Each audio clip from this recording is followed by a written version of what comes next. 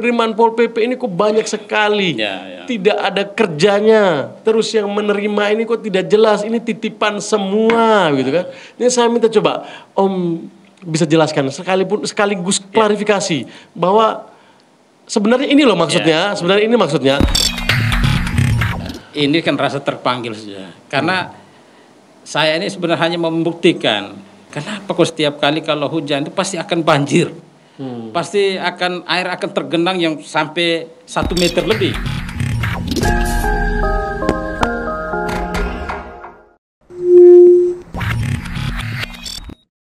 Halo Sobat Milenial semua, bersama lagi dengan saya Muhammad Sifriadin Porake, MSPR. Di edisi kali ini mungkin saya punya tamu yang lebih istimewa dari kemarin-kemarin dan beliau juga membawa isu-isu positif akhir-akhir ini terkait dengan bagaimana Kabupaten ND disibukkan dengan kegiatan-kegiatan yang beliau dan teman-teman personil beliau lakukan dalam beberapa bulan terakhir. Dan saya sebenarnya akan banyak saya bercerita dan berbincang-bincang dengan beliau, dan saya akan menanyakan seperti apa sih sebenarnya yang langkah-langkah yang beliau ambil sampai ada isu-isu yang baik dan menarik dengan institusi yang beliau pimpin saat ini. Dan mungkin kita juga perlu tahu apa sih kiat-kiat yang sudah beliau lakukan sehingga membuat institusi ini menjadi lebih baik di akhir-akhir ini. Langsung saja mungkin kita dengan tamu saya malam ini yang saya panggil Om, dan ini merupakan suatu kebanggaan juga saya bisa berbicara dengan Om saya pada malam hari ini. Dan kita bersama Om Eman Taji yang selaku Kepala Pol PP ya, Pol PP Kabupaten ND, cuman belum dilantik ya, masih PLT kalau saya tidak salah, masih PLT. Dan isu-isu ini Om yang agak menarik, mungkin saya akan langsung saja dengan Bapak Kasat. Jadi isu-isu yang terakhir menarik tentang Pol PP ini di Kabupaten ND nih Om, ada apa ya? Ada perubahan drastis sebenarnya. Perubahan drastis dari pola dan skema kegiatan dari Pol PP yang kemarin-kemarin terkesan stagnan. Ya kemarin-kemarin Om, kemarin-kemarin setelah adanya Pol PP di Kabupaten ND yang saya melihat agak stagnan. Dan di akhir-akhir ini setelah mungkin ya setelah Om Eman ditunjuk menjadi Kepala Pol PP, PLT, akhir-akhir ini memang ada sesuatu warna yang berbeda yang sudah Om berikan. Ada nuansa berbeda yang Om berikan di institusi ini. Dan mungkin Om bisa jelaskan ke saya dulu. Tapi sebelum saya minta Om menjelaskan detail seperti apa langkah-langkah yang sudah Om ambil sejauh ini terkait dengan institusi Pol PP di Kabupaten ND, saya minta Om perkenalkan diri dulu. Supaya saya tidak kaku, Om juga tidak kaku, supaya Om juga bisa bersay hello dengan teman-teman milenial semua yang mungkin lagi menyaksikan atau mungkin lagi santai, lagi duduk, mungkin dengan teman-teman yang menyaksikan. Siapa sih Om Eman Taji itu yang sekarang menjadi Kasat Pol PP Kabupaten ND? Silakan Om, saya beri kesempatan Om untuk bicara. Terima kasih Om Yadin. Ya, saya panggil Om saja. Ya. Pemirsa milenial spirit di mana saja berada, saya perkenalkan diri. Kebetulan malam ini saya diundang khusus oleh Om Yadin untuk datang ke studio ini ya, dalam mau bincang-bincang tentang Pol PP gitu. Baik, saya perkenalkan diri dulu. Nama saya Emmanuel Taji. Istri 1, anak 6. Jadi anak 6 orang. 2 putra, 4 putri. 2 putra, 4 putri. 4 putri. Syukur. Jadi itu. Jadi saya pendidikan saya SD di Onekore 3, lalu SMP, SMA di Muhammadiyah Kupang. Muhammadiyah Kupang, ya. Merantau berarti. Iya, merantau. Kemudian kembali ke ND tahun 89, kembali ke ND, kemudian tahun 90 ikut tes di sini, 91 ikut tes, kemudian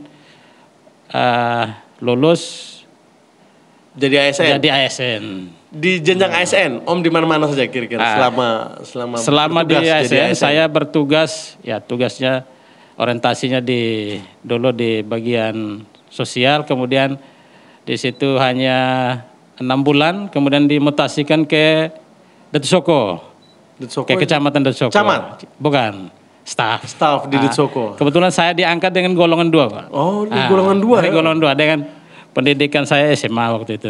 Jadi belum kuliah, ya. Kemudian dari Detusoko, kemudian 95 pindah ke Welamosa. Di perwakilan Welamosa waktu itu, kecamatan. Kemudian dari Welamosa kembali ke Ende 97 kembali ke Ende, lalu di Tatapem. Kemudian 2002 pindah ke bagian ketertiban, lalu ke Satpol PP. Satpol PP. Sampai sekarang belum lama di Satpol PP berarti. Memang Pol PP saya lama. Jadi kemudian dari Satpol PP saya kebetulan tahun 95 itu sudah mengikuti diklat dasar Pol PP. Saya ini organiknya Pol PP. Ya. Jadi kemudian dari 98 saya kuliah akhirnya 2003 selesai, kemudian 2005 saya dipromosikan jadi kepala seksi di Kelurahan Roworena. Ya, dari Kelurahan Roworena pindah ke Nakertrans, dimutasikan ke Nakertrans untuk jadi jabatan kepala seksi kasih pengupaan di Nakertrans. Dari Nakertrans kembali ke Pol PP, kasih operasional ke Pol PP. Kemudian kasih operasional di Lio Timur, pindah ke Lio Timur. Dari Lio Timur 2009 saya jadi Lurah Unikore. Lurah juga? Pernah jadi Lurah. Saya Lurah 3 tahun lebih. Kemudian dari Lurah, kemudian jadi Kabid Pemuda dan Olahraga di Dinas PPO waktu itu. Kemudian dari Dinas PPO ke Camat Ende Tengah. Dari Lurah ke Camat, Kabid ke Camat. Dari Camat baru sekretaris Pol PP sampai sekarang. Berarti Om sampai di Camat juga, jadi Camat. Ya, Camat juga. Pernah Camat. Camat 4 tahun lebih. Di Camat Ende Tengah. Camat Ende Tengah. 4 tahun lebih. Om pernah di Camat Ende Tengah, Lurah juga. Lurah, Camat, kemudian basic Pol PP ya. Pol PP. Berarti memang pengalamannya dari golongan 2 ini tidak main-main Om, tidak main-main. Jadi sampai akhir dilantik menjadi Kasat Pol PP besok ya, tanggal hari Kamis. Rencananya begitu ya. Semoga tidak ada perubahan. Jadi begini Om, ini terkait dengan isu-isu Pol PP. Jadi saya kemarin baca berita yang heboh setelah ada banjir. Banjir di ND yang sempat waktu saya juga jujur saya berkomunikasi langsung dengan Pak Bupati waktu itu. Saya juga menyampaikan ke beliau bahwa banjir ini memang susah sekali sudah apalagi di kami di Jalan Gatot Subroto itu. Jadi isu itu sudah langsung menyebar dan sangat meresahkan kami. Dan akhir-akhir ini isu banjir ini seperti mulai bukan pudar, mulai kurang gitu ya, pudar dan mengurang gitu ya. Mungkin setelah adanya isu-isu Pol PP ini yang begitu aktif memang akhir-akhir ini saya lihat di mana titik ada banjir dan segala macam. Saya minta di Om dulu, kiat-kiat apa ini memang? Apa karena memang Om punya pengalaman sampai ke bawah, turun ke bawah dan memang jadi pejabat yang paling rendah sampai menjadi orang yang seperti saat ini memang tidak mudah sehingga Om benar-benar memanfaatkan institusi ini benar-benar untuk bekerja untuk masyarakat. Mungkin bagaimana itu pendapatnya Om sampai Om bisa ambil langkah seperti itu? Jadi baik, ini sebetulnya ini menarik ini. Saya waktu itu karena di medsos itu ramai sekali orang bully Bapak Bupati ini bilang tidak bisa tangani banjir lah apa segala macam. Jadi selama ini yang Bapak Bupati terima informasi masukan dari OPD terkait itu bahwa penyebab banjir itu karena saluran drainase itu harus diperbaiki karena mungkin terlalu sempit lah apalah itu menurut terkait. Akhirnya saya panggil teman-teman saya di Pol PP. Kebetulan kami ada tim deteksi dini, ya saya suruh turun, kamu turun, coba kamu turun, cek sebenarnya yang titik-titik yang menjadi apa tuh di mana, menjadi apa namanya saluran yang tersumbat itu Menjadi penyebab tersumbatnya di mana-mana. Carilah. Jadi mereka datang masukkan informasi kepada saya bahwa ada di Jalan Anggrek, kemudian di Jalan Bawah dengan di Kelimutu. Saya bilang baik, kalau begitu saya juga turun. Akhirnya saya turun, saya cek, ternyata di sini lubang di sini saluran yang menuju ke apa itu BLTD itu tersumbat penuh dengan sampah dan tumpukan pasir di dalam, endapan pasir sangat tinggi. Kemungkinan itu sudah bertahun-tahun itu. Jadi saya juga berpikir waktu itu, seandainya kalau kita jebol ini, pasti air akan lari lancar ke sana, ya akan bagi ke sana dan tidak akan banjir situ. Akhirnya saya bilang sudah, besok kita mulai kerjalah kita kasih jebol itu. Tapi itu kan bukan cuma di sini kan, di titik ada banyak titik yang Pol PP turun. Ya, dan sekarang saya lihat ketika ada hujan, pasti dimanapun ada hujan, pasti di titik-titik banjir ada petugas Pol PP. Saya itu yang bikin saya simpatik, makanya saya malam ini undang khususnya saya mau menceritakan ini di Om ya, walaupun saya sebagai anggota DPR provinsi dan saya sangat tertarik. Jujur Om, saya agak kurang sepakat dengan dinas terkait ya, saya tidak sebut namanya. Saya pernah menghubungi dia. Dan dia mengiyakan dan saya bilang saya akan pinjam alat berat itu yang skala kecil itu. Kalau ada saya akan bayar. Iya, benar. Saya akan bayar dengan uang bensin lah sama teman-teman anak-anak yang kerja. Tapi itu tidak direspon sampai sekarang. Itu sudah. Nah ini juga yang bikin mengecewakan saya. Mungkin saya juga selaku anggota DPR ya, orang politik, pasti kan nama saya juga akan dibawa-bawa. Ini kan anak Motopaga jadi anggota DPR tapi tidak bisa bantu. Ini juga menjadi catatan saya Om. Jadi saya sudah cukup berusaha, tetapi dengan hadirnya Pol PP ini sangat membantu saya Om. Saya jujur nih Om, sangat membantu saya karena mungkin tidak semua bisa saya sentuh sebagai anggota DPR, tapi ada dinas-dinas terkait dan membantu. Dan Om benar-benar hadir sebagai orang yang mungkin saat ini sebagai penyelamat kami dulu mungkin ya, kami dulu yang memang terdampak banjir. Mungkin nanti ada titik yang lebih luas, tapi saya yang pertama-tama saya sangat apresiasi dengan langkah-langkah yang sudah Om ambil dan ini menjadi catatan penting untuk kami ke depan. Apakah perlu kita tingkatkan atau seperti apa kinerja dari teman-teman Pol PP walaupun ini bukan di bidangnya. Saya sangat apresiasi dengan Om. Itu kira-kira apa yang menjadi dasar atau latar belakangnya Om sampai ya sudahlah kalau dinas terkait itu tidak mau ambil kita turun tangan. Saya mau tanya itu bagaimana itu Om kira-kira? Ini kan rasa terpanggil saja. Karena saya ini sebenarnya hanya membuktikan kenapa kok setiap kali kalau hujan itu pasti akan banjir. Pasti air akan tergenang yang sampai 1 meter lebih. Kalau di Jalan Ahmad Yani itu saya pernah masuk juga sampai di situ tuh, sampai di sini saya. Di Ahmad Yani? Iya, di Ahmad Yani itu. Lalu kita cari tahu mana sumbernya dari mana. Padahal air yang di Ahmad Yani itu asalnya dari lebih banyak dari Jalan El Tari dan Jalan Kelimutu, masuk semua ke bawah. Putar. Karena apa? Di situ tersumbat got salurannya itu. Drainasenya tersumbat. Tersumbat karena endapan pasir tadi dengan sampah. Jadi solusinya itu sebenarnya hanya dengan membersihkan saluran itu, dengan membersihkan dari endapan pasir itu, kita kasih angkat semua endapan pasir yang selama itu. Jadi kalau kita perhatikan di saluran-saluran itu, baik di Jalan Kelimutu maupun di Jalan Ahmad Yani maupun di sini di Gatot Subroto ini, itu kan saluran itu tinggi dalam saluran di 1,5 meter, tapi dari permukaan endapan pasir yang ke atas paling sisa 30 cm saja. Kalau di El Tari itu hanya sisa begini saja.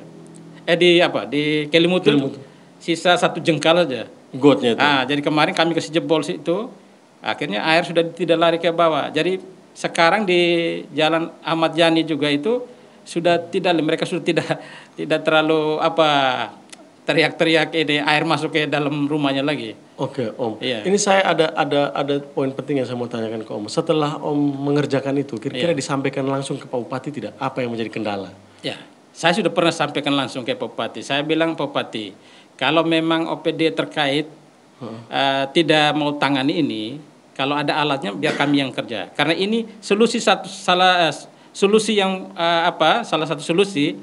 itu hanya dengan mengeruk endapan pasir ini yang ada di saluran.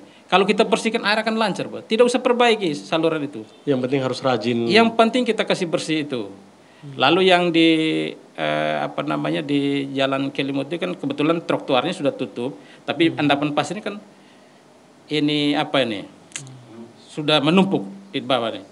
Kemudian sampah ini juga kita himbau juga kepada masyarakat supaya terutama yang daerah-daerah hulu ini jangan buang di sampah di kesian juga yang di sini. Kemarin kami di Jalan Cabang apa nih Melati, perempatan Melati dengan Durian, itu kemarin itu kita angkat sampah cukup banyak. Air tidak bisa masuk ke melalui saluran, tapi air itu meluap ke jalan dengan sampah-sampah sekalian meluap ke jalan. Itu kita sudah bersihkan semua. Itu ada ayam mati, kucing, dan mereka isi di tas plastik buang di got. Hai kesian, jadi saya juga kesian juga anggota ini mungkin hanya karena apa? Karena ketakutan dengan saya atau bagaimana sih? Oke, nah ini ada tambahan. Setelah saya mengapresiasi mungkin Om sudah menyampaikan langsung ke Pak Bupati. Kalau memang dinas terkait memang agak tidak bisa, ya mungkin dalam tanda kutip mereka tidak bisa menyentuh mungkin dengan alasan bahwa mereka tidak mengalokasikan anggaran dan lain-lain untuk hal yang sepele seperti itu. Berarti ya saya mungkin akan bertanya kepada dinas terkait itu. Kayaknya mereka ditaruh jadi posisi penting di situ sebagai apa gitu ya. Kalau tidak bisa melihat hal-hal yang kecil seperti itu seperti yang Om lakukan.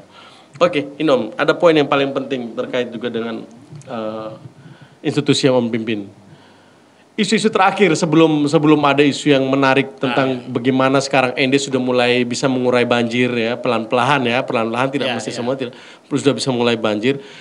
Isu yang kita flashback lagi lebih jauh ke belakang terkait dengan jumlah kasat Pol PP penerimaan Pol PP yang kemarin sempat diributkan sampai di media-media juga banyak. Media-media lokal, terus ada juga di Facebook, ada juga di Twitter, ada juga di Instagram, itu banyak yang naik-naik isu-isu tentang ini penerimaan Pol PP ini kok banyak sekali. Tidak ada kerjanya. Terus yang menerima ini kok tidak jelas, ini titipan semua gitu kan. Ini saya minta coba Om bisa jelaskan sekaligus klarifikasi bahwa sebenarnya ini loh maksudnya, Betul. paling tidak di sini poinnya saya sudah tahu satu bahwa dengan banyaknya jumlah personil ternyata banyak juga masalah yang bisa diselesaikan. Tapi saya minta Om yang jelaskan, itu bagaimana kira-kira Om bisa klarifikasi ke saya. Kalau di Pol PP itu, kalau kita kan punya dasar, punya regulasi tentang jumlah Pol PP untuk berada di kabupaten ini. Satu peleton gitu di kabupaten gitu. Berdasarkan Kemendagri 60 2012 itu tentang penambahan jumlah Pol PP itu, jumlah Pol PP itu untuk merekrut Pol PP itu ada syarat umum dan syarat teknis. Ya syarat umum itu luas wilayah, jumlah penduduk, letak geografis dan lain-lain. Kemudian khususnya itu besarnya OPD, jumlah APBD. Kemudian jumlah perda, jumlah kecamatan, jumlah desa, kelurahan. Jadi ini dasarnya. Sehingga kemudian tipe kantor Pol PP-nya. Kalau kita Pol PP ini tipe A+. A+. Jadi ada 5 bidang di sana. Jadi dasar itu, jadi indikator nilai Pol PP itu 500 ke atas 500 700. Kalau 500 sampai 700, jadi jumlah Pol PP yang harus ada di kabupaten itu harus 350 orang. Kabupaten ini harus 350 orang. 350 orang. Sekarang berapa persen? Jadi waktu saya masuk hanya 86 orang. Jadi saya bilang dengan Pak Bupati, saya bilang saya masuk, saya mau kerja. Kalau dengan jumlah begini, saya tidak bisa. Kalau mau maksimalkan kerja tidak bisa karena Pol PP ini kerjanya aturan tadi ya. Karena akan berhadapan dengan manusia yang berbagai karakter. Kalau hanya manusia kita anggota dengan hanya 10-20 orang tidak bisa. Kalau kemarin 86 itu ada di sekretariat sekitar 15 orang. Yang di lapangan? Yang piket sekian. Paling yang masuk yang aktif sekitar 20-an orang saja. Itu tidak mungkin mau mengcover semua kegiatan. Padahal kerja Pol PP itu cukup banyak. Jadi Pol PP itu selain tugas utamanya itu penegak perda dan keputusan kepala daerah, kemudian menyelenggarakan ketertiban dan ketentraman serta perlindungan masyarakat. Jadi itu. Jadi kalau kegiatan-kegiatan ini kan kami. Berarti sekarang Pol PP sekarang sudah berapa orang? Jadi sekarang sudah ya 200-an. 200 orang. Berarti kalau seandainya untuk ukuran Kabupaten ND yang A+ itu yang seperti Om bilang tadi masih 350 kurang. Berarti masih kurang. Masih kurang. Kurang berapa tuh kira-kira? Ya kalau kurang ya sekitar 100-an. 100-an ya, sekitar 100. Jadi Om hati-hati sih nanti bisa ada penambahan 100 lagi. Jadi biasanya kan kita sesuaikan dengan anggaran daerah, kemampuan daerah. Kita kan sesuaikan dengan kemampuan daerah. Jadi kalau bilang kemarin kan katanya kita terkesan tertutup. Yep. Sebetulnya itu tidak ada tidak ada perencanaan anggaran. Kalau yang pembukaan resmi itu kan dia harus siapkan anggaran khusus. Ya. Jadi misalnya kita mau rekrut 50, anggaran gajinya untuk 50 orang sudah itu sudah ada. Fix cost sudah ada. Ya. Ini kita masih berjuang lagi. Makanya kemarin memang kesannya memang harus buru-buru memang sesuai dengan anggaran yang diajukan saat itu. Jadi saya juga artinya kalau saya diam saja, karena ini kan sudah dari sebelum-sebelumnya mereka pernah ajukan, sudah pernah ajukan tapi tidak pernah gol. Saya karena mau maksimal saya punya kerja ya sudahlah. Biar yang mau bully saya silakan ya. Ini sudah menjadi risiko dari orang pimpinan tuh seperti itu. Yang penting bagaimana saya bisa mengoptimalkan mereka yang saya rekrut untuk bekerja. Jangan sampai mereka saya rekrut sekarang kan tinggal masyarakat menilai sendiri. Ya, saya bilang selama kalau saya yang memimpin Pol PP tidak akan tinggal diam. Dimanapun ada kegiatan yang masyarakat butuhkan pasti Pol PP hadir. Ya. Saya akan selalu backup. Ya. Kayaknya Pol PP sudah segala lini nih Om. Semua lini memang sudah. Memang saya itu tadi Om dari awal saya sudah bilang saya mengapresiasi yang sudah Om buat. Tapi tidak semua lah, tidak semua pimpinan atau kasat bisa berlaku seperti ini. Kadang mungkin ya sudahlah jadi kasat cukuplah sudah. Yang penting ada gitu kan. Tapi Om berani mengambil kesempatan dan berani membuat tawar menawar dengan seorang bupati bahwa kalau dengan jumlah 82 saya tidak bisa kerja Pak Bupati. Tapi kalau Bupati mau kasih saya mandat jadi kasat Pol PP saya bisa minta tambah sampai 350 orang. Oh begitu. Jadi sekarang ya sudah 220, sekarang sudah agak aman. Tinggal nanti kalau memang ada ajukan lagi di 2022 mungkin akan ada penambahan 100 orang. Tergantung kalau disetujui kemampuan APBD daerah, terus juga disetujui oleh DPR ya kan melalui pertimbangan-pertimbangan. Sekarang ini saya juga prihatin, Pak. Prihatin terutama saya dari camat, saya camat lurah, masa saya itu tanggung jawab terhadap wilayah itu besar sekali, terutama tentang kebersihan wilayah. Lingkungan tapi sekarang saya lihat, saya pantau, ini. Akhirnya saya menjadi prihatin. Sekarang saya perintahkan anggota kemarin kita bersihkan di lapangan Pancasila itu, alun-alun itu. Masa alun-alun kita kok seperti itu. Kemudian tadi kami bersihkan di bawah Taman Rendo itu. Itu kan taman untuk arena bermain anak-anak. Rumput tinggi. Ya saya perintahkan anggota tadi sudah babat setengah. Sementara mereka saya tanya dari mana dari dinas pariwisata mungkin yang perbaiki pasang lampu. Saya bilang untuk apa pasang lampu kok rumput tinggi begini nih? Kan tidak ada guna. Iya. Babat dulu rumput baru pasang lampu. Saya bilang begitu. Jadi saya kalau ingat Om saya ingat masa-masa kecil juga nih Om. Berarti seorang pemimpin itu namanya ditunjuk pemimpin wilayah ya. Apalagi kita sekelas lurah atau camat itu benar-benar kerjanya kita bukan hanya di dalam kantor. Kita harus benar-benar turun dan melihat wilayah. Betul. Ini juga yang terjadi waktu saya masih kecil, waktu almarhum bapak saya jadi lurah.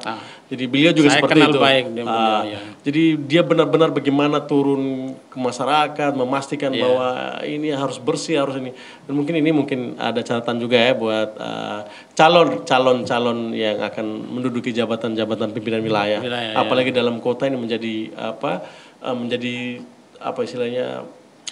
cerminan kota ND tentunya. Jadi apa yang sudah Om buat akhir-akhir ini dengan institusi yang Om pimpin sangat baik dan sangat berkesan. Dan jujur Om ada beberapa orang yang naikin di postingan FB saya yang sangat mendukung kinerja Pol PP ini. Makanya saya benar-benar mengundang Om, saya pengen Om supaya bisa tampil dan Om bisa menjelaskan. Dengan anggaran yang sebegini ya, dengan jumlah pegawai saya yang sebegini, yang saya mau jumlahnya akan ditambahkan, kerja saya loh begini. Dan ini sudah terbukti, walaupun sekarang mulai sedikit kita bisa melihat banjir yang agak bisa diurai, tetapi harapan kita ke depan Pol PP tetap akan eksis. Walaupun nanti Om juga setelah tidak lagi di Pol PP nanti mungkin ke depan tetap saya minta ini tetap Om bisa menjadi dasar untuk kemudian orang-orang lain untuk bisa melanjutkan apa yang sudah Om perjuangkan dari awal. Harapan saya mungkin itu Om tetap mempertahankan apa yang sudah ada, dan juga ini ada catatan-catatan memang yang isu-isu yang mungkin berseliweran yang ada di dunia maya yang memang selalu banyak ada pikiran negatif tentang Pol PP dan lain-lain. Saya minta Om malam ini juga bisa memberi klarifikasi yang jelas bahwa sebenarnya Pol PP yang saya harapkan seperti ini. Dan memang penerimaan kemarin itu bukan karena ada anggaran yang sudah fixed cost yang tinggal saya akan melakukan pembukaan pendaftaran, tidak, tapi ini anggaran yang benar-benar tidak dianggarkan dan kita mendadak untuk bisa mengalokasikan anggaran untuk kepentingan bagaimana Pol PP itu bisa eksis dan ini bisa terbukti Om. Jadi mungkin saya minta Om, kira-kira harapan Om terkait Pol PP nanti. Saya dengar di hari Kamis kalau tidak salah, kalau tidak ada perubahan, ya semoga saja, alhamdulillah semoga Om tetap dilantik ke hari Kamis. Dan memang isu itu sudah saya dengar dan jelas bahwa Om akan dilantik jadi Kasat. Kira-kira harapan Om terkait Pol PP ke depan, sampai dengan masa jabatan Om selesai seperti apa harapannya Om? Apakah seperti ini? Apakah Pol PP akan lebih bagus lagi seperti apa? Kira-kira Om? Ya, kalau harapan saya ke depannya Pol PP itu harus lebih maju lagi. Dan semasa saya akan berusaha semampu saya untuk membuat Pol PP ini makin hari harus makin lebih baik dan dicintai oleh masyarakat. Ya. Dan memang kalau sebelum-sebelumnya memang kita kalau kembali ke belakang ya Pol PP ini kemarin itu terkesan seolah-olah masyarakat bahwa Pol PP itu tidak ada kerja.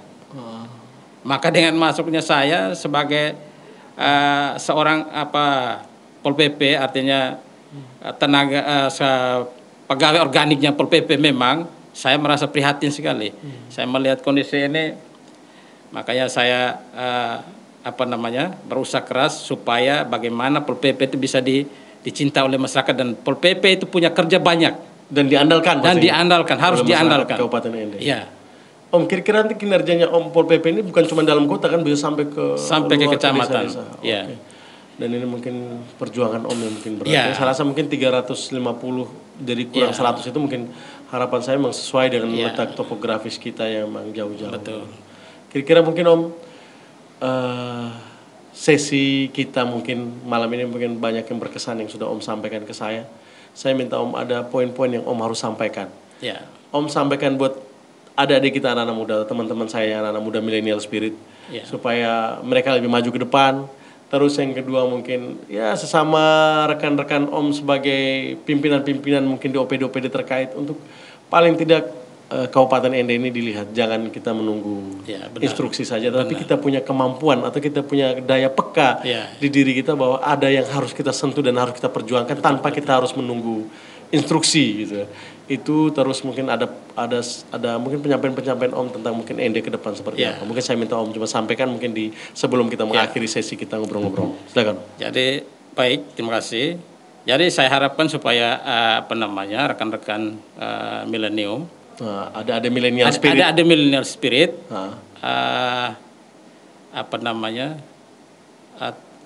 Tumbuhkan rasa semangat. Kemudian percaya diri, lalu lebih banyak mengasah hati lah. Dengan hati yang baik kerja kita pasti baik. Jadi orang yang lebih banyak mengandalkan otak, hatinya tidak mengandalkan hatinya, dia akan banyak penuh perhitungan. Sehingga kepekaan terhadap sesama tidak ada. Jadi begitu. Jadi kalau saya itu hanya Kalau soal kemampuan apa namanya intelektual mungkin tidak terlalu apa, tapi saya andalkan hati saja lah. Jadi begitu. Berarti ini memang apa ya orang bilang generasi ya. Iya. Kalau generasi zaman dulu tuh lebih mikir ke akhlak, Iya, hati itu berbicara. betul. Setelah itu baru berpikir. Iya. Tapi kalau zaman now mungkin sekarang sudah canggih. Ya. Jadi jangan ragukan cara mereka berpikir. Iya. Karena mereka sudah di era zaman yang global, jadi mereka Harus lebih belajar tahu. lebih banyak lagi. Kadang hatinya Tapi kurang. kalau belajar otaknya diasah, hati juga harus diasah. Harus diasah biar ini seimbang. Kadang-kadang kalau otaknya lebih, dia menganggap orang lain tidak ada, repot sudah. Jadi itu ada penyampaian atau masukan buat adik-adik anak-anak muda milenial bahwa ketika kita hidup di tengah masyarakat, hidup bermasyarakat, kita jangan terlalu mengandalkan pikiran. Tapi kita juga dengan hati, karena kepekaan sesama itu lebih kepada hati.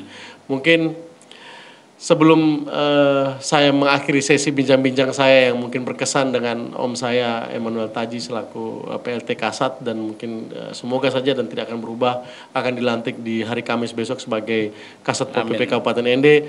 Apa yang sudah beliau sampaikan dan semua yang sudah beliau curhat itu adalah benar-benar keadaan yang sesuai, yang sungguh-sungguh, yang tidak tidak dipolitisasi dan lain-lain, karena sudah menjadi cara berpikir beliau mengandalkan hati tadi. Kalau hati itu tidak pernah berbohong, hati tidak pernah bisa menipu, karena itu jujur dari dalam hati.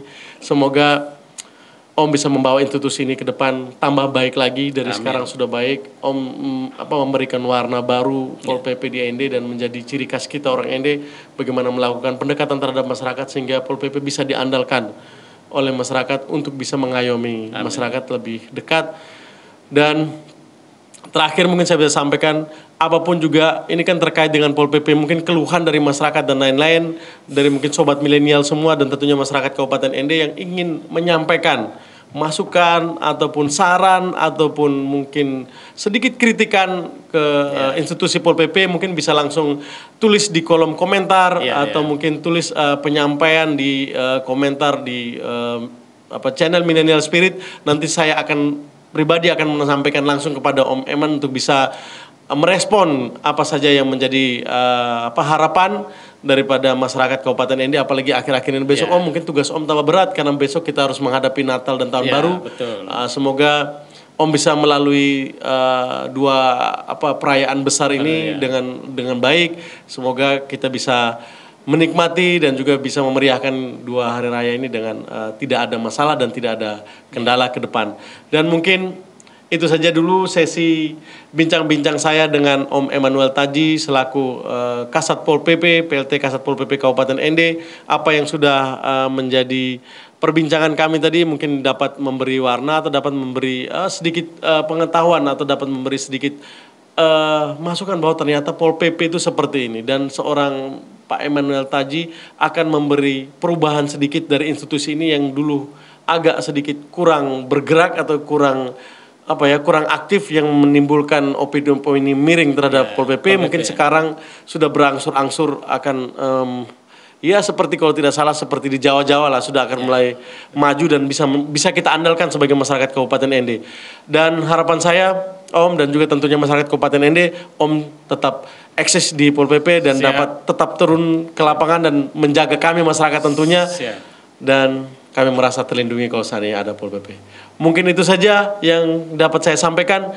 Kebahagiaan tidak diciptakan dari hal yang mudah. Kemane ate, tahun OT.